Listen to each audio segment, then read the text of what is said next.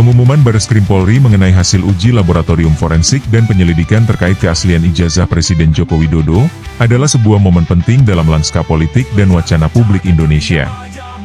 Momen ini bukan hanya mengakhiri perdebatan panjang tentang isu yang seharusnya tidak pernah menjadi kontroversi, tetapi juga menjadi tolok ukur bagaimana kebodohan kolektif dapat dibentuk, dipelihara, dan akhirnya meledak di tengah masyarakat oleh sekelompok kecil orang dengan motif tersembunyi, atau lebih buruk lagi, motif terbuka namun dibungkus kepalsuan naratif yang dibalut jargon kebenaran. Isu ijazah palsu Presiden Jokowi telah menjadi semacam opera sabun intelektual rendahan selama bertahun-tahun. Ia tidak pernah punya basis kuat selain dugaan-dugaan sembrono, asumsi-asumsi tak berdasar, serta pemelintiran fakta yang jika disajikan dalam ruang akademik akan langsung tertolak di meja redaksi jurnal ilmiah manapun. Namun dalam dunia politik, terutama ketika digerakkan oleh dendam, hasrat kekuasaan, atau bahkan kebutuhan eksistensial pribadi yang merasa perlu tampil di panggung besar, isu seperti ini bisa menjelma menjadi alat propaganda yang sangat efektif. Bareskrim Polri, dalam posisi netral dan profesional, telah mengambil langkah tegas untuk mengakhiri kegaduhan ini. Dengan menggunakan metode ilmiah melalui laboratorium forensik, institusi penegak hukum ini menunjukkan bahwa ijazah Presiden Joko Widodo adalah asli. Tidak ada manipulasi. Tidak ada kepalsuan. Tidak ada rekayasa. Hasil ini bukan hanya menutup pintu bagi para penggugat yang selama ini merasa punya senjata pamungkas untuk meruntuhkan wibawa Presiden, melainkan juga memperlihatkan betapa absurd dan irasionalnya logika yang dipakai oleh pihak-pihak yang selama ini gencar mempromosikan teori konspirasi ini. Nama-nama seperti Rai Suryo, Rismon Sianipar, Dr. Tifa, serta kelompok TPO layak disebut sebagai aktor utama dalam drama ini.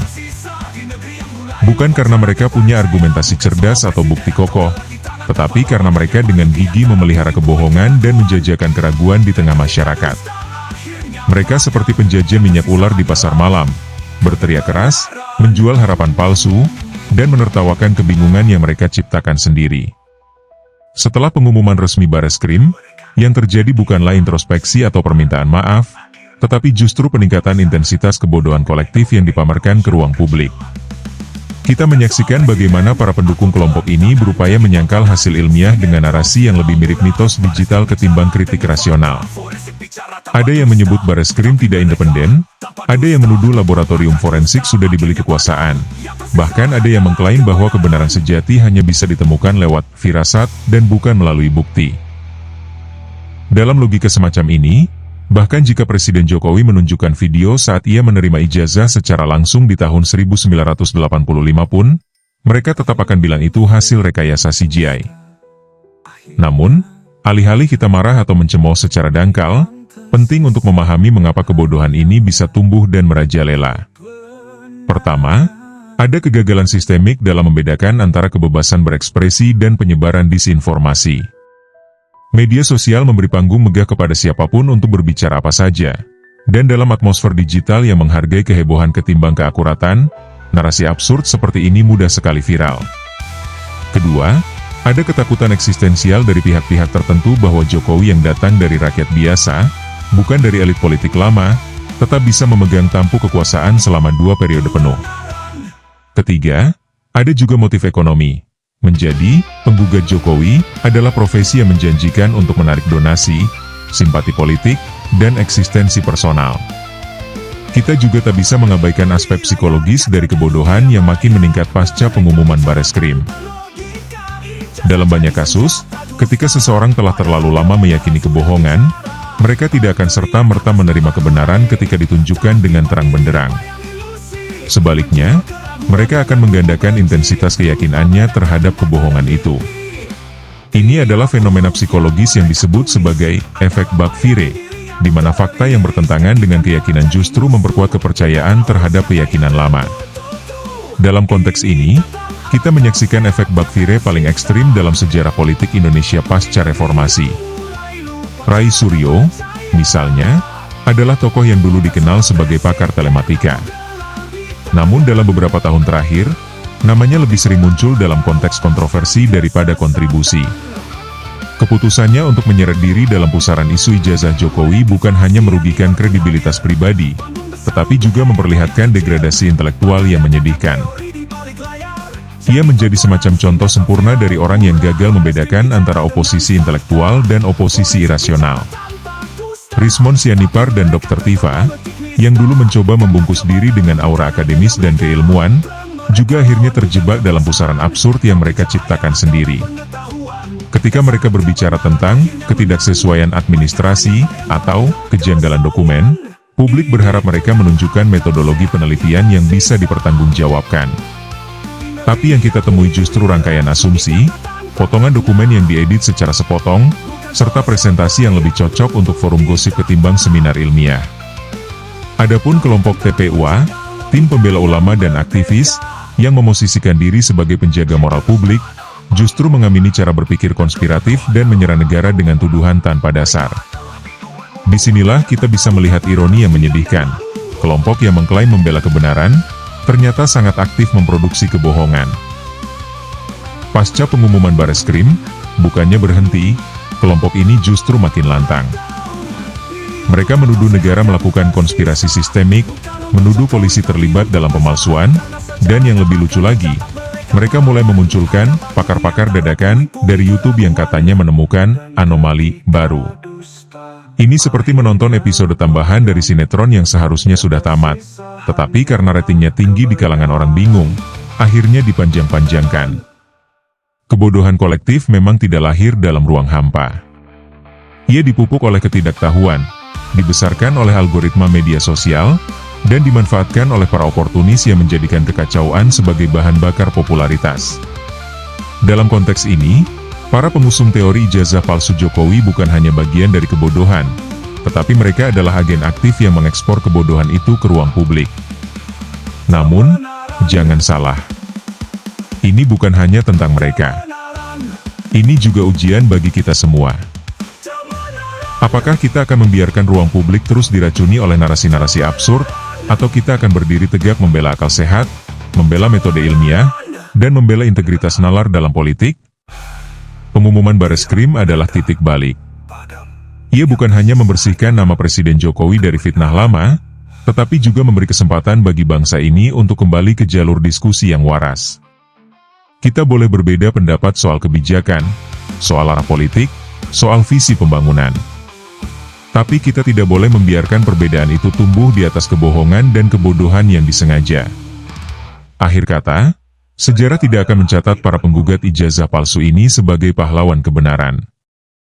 Mereka akan dikenang sebagai bagian dari ironi tragis bangsa yang sedang belajar demokrasi, bahwa di negeri yang penuh potensi, masih ada sekelompok orang yang lebih memilih menjadi badut sejarah daripada agen perubahan.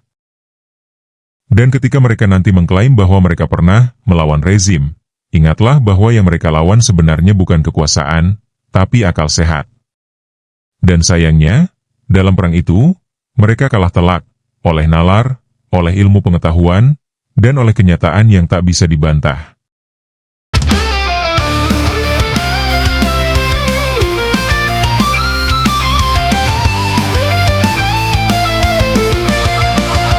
Di layar kaca dan dunia maya, mereka bicara tanpa logika, ijazah jadi senjata dusta, padahal kebenaran sudah bicara.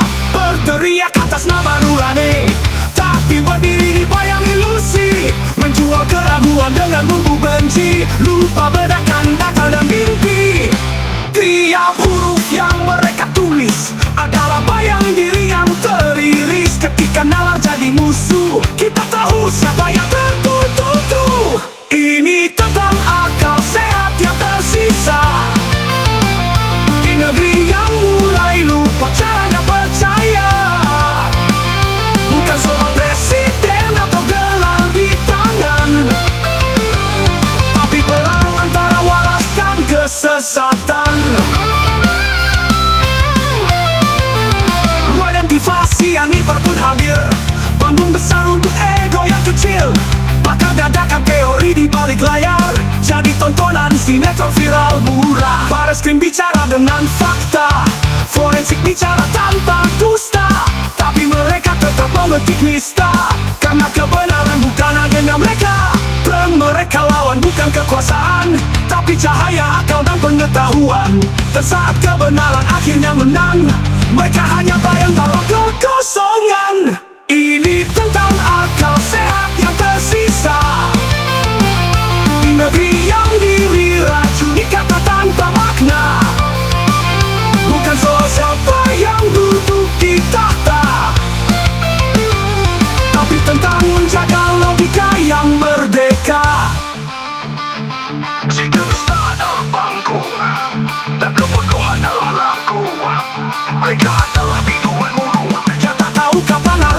dan malu.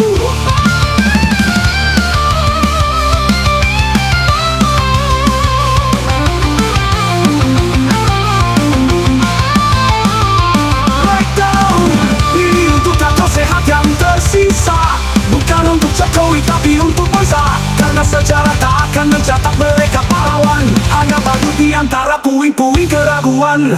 Dan ketika dusta akhirnya padam, yang tersisa hanyalah kebenaran. Teman,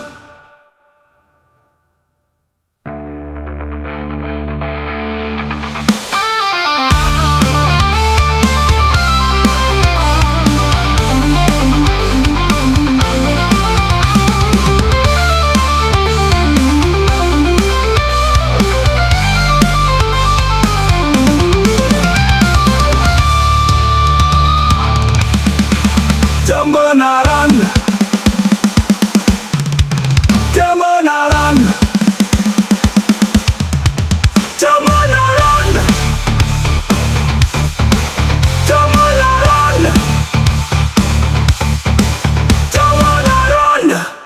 kebenaran. Tiada nada padam, yang tersisa hanyalah kebenaran.